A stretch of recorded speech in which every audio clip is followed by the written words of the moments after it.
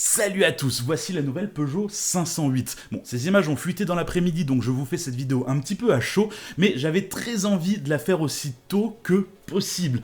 Et en plus, je peux déjà vous confirmer que la Peugeot 508 PSE est maintenue pour ce nouveau restylage. Et ça, c'est une superbe nouvelle.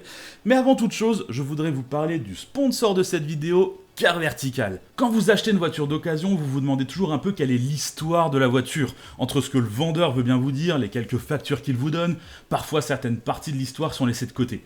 Aujourd'hui, grâce à Car Vertical, vous pouvez enfin connaître l'historique d'une voiture que vous possédez déjà ou que vous comptez acheter. Le kilométrage est-il réel? La voiture a-t-elle eu un accident? A-t-elle été repeinte? Ce sont des questions auxquelles Car Vertical peut vous aider à répondre.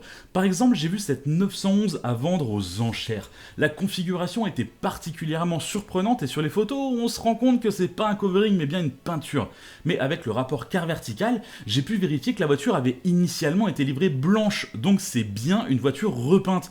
Bah allez, cliquez sur le lien dans la description pour une réduction sur vos rapports, c'est parti pour la vidéo sur la 508. Ok, mais du coup, ces quelques photos de la 508, elles nous apprennent quoi exactement? Déjà, je suis super excité de pouvoir en parler parce que la 508 actuelle, je l'adore, surtout en version PSE, j'ai trouvé que c'était une berline vraiment très réussie chez Peugeot, et je suis vraiment content qu'ils aient eu la présence d'esprit ou le courage quelque part, malgré les ventes un peu mitigées des berlines actuellement, d'en faire un restylage. Donc vraiment, ça déjà, c'est super.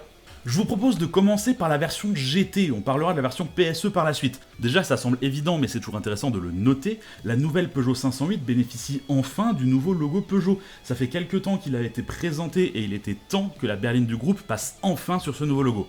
On en profite aussi pour passer sur le tout nouveau style de calandre en pointillé qu'on avait découvert sur 3008 et qui a vraiment pris tout son sens avec 408.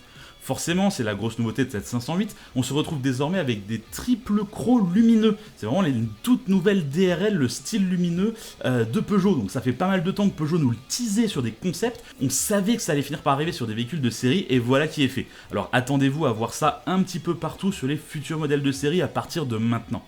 Alors à côté de la calandre, on retrouve une pièce qui semble être séparée du reste.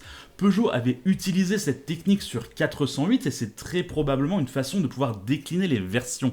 En effet, sur ce visuel, on a une version GT, donc la plus haut de gamme. Et il n'est pas impossible d'imaginer une version allure, moins haut de gamme, ou même une version active, avec des phares peut-être plus imposants. Donc cette pièce en plastique pourrait être remplacée afin de créer une autre forme et laisser de la place pour ce bloc optique plus gros. Exactement comme ce qui est fait sur Peugeot 408.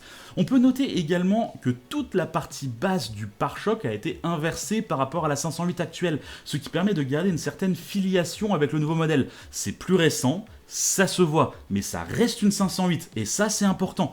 Je pense que c'est également pour ça qu'ils ont gardé cette forme caractéristique sur le côté du pare-choc, c'est extrêmement distinctif. Ça nous montre aussi très bien comment on peut prévoir un restylage chez les constructeurs. Le but étant de rajeunir le modèle à moindre frais, en essayant autant que possible de réduire le nombre de pièces qui sont modifiées. Et ici c'est très bien fait puisque toute la face avant change, mais pourtant on n'a pas touché ni au capot, ni aux ailes. Donc en gros les parties qui coûtent le plus cher à reconcevoir puisque ce sont des emboutissages. On peut aussi remarquer que sans changer les ailes, ils n'ont pas pu prévoir l'emplacement pour pouvoir apposer le logo sur les ailes qui est caractéristique des modèles GT de la gamme depuis 308.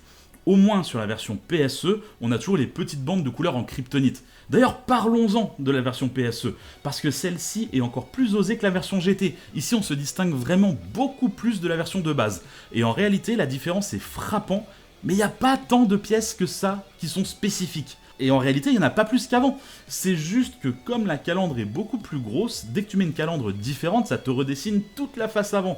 Et comme avec l'actuel PSE, on se retrouve avec une calandre particulièrement agressive, qui vient lui donner un style bien à elle. Impossible de la confondre avec une 508 de base. On pourra tout de même regretter qu'ils n'ont pas modifié les jantes. Alors les jantes de la PSE sont très belles et peut-être qu'il n'était pas utile d'en refaire un nouveau dessin, mais c'est vrai que j'aurais aimé un dessin encore plus osé pour ce restylage. Et je suis un peu surpris que ce restylage ait perdu sa couleur kryptonite dans l'aération inférieure du pare-choc. Ça donne un vrai côté distinctif à cette version. Après, peut-être que c'était un retour client qui voulait une version plus discrète. Mais dans ce cas, il aurait peut-être été intéressant de faire une sorte d'option slipper qui permet d'enlever toutes les distinctions kryptonites de la voiture et par la même occasion peut-être ouvrir un catalogue de couleurs plus important. Parce que le noir, le gris et le blanc, c'était un peu léger sur le modèle actuel. Surtout quand en interne, à l'époque, on me présentait un modèle violet, un modèle bleu qui était tout bonnement incroyable. Malheureusement, il n'y a pas encore eu d'image de l'arrière ou de l'intérieur, donc je peux pas savoir encore ce qui a été fait sur l'arrière.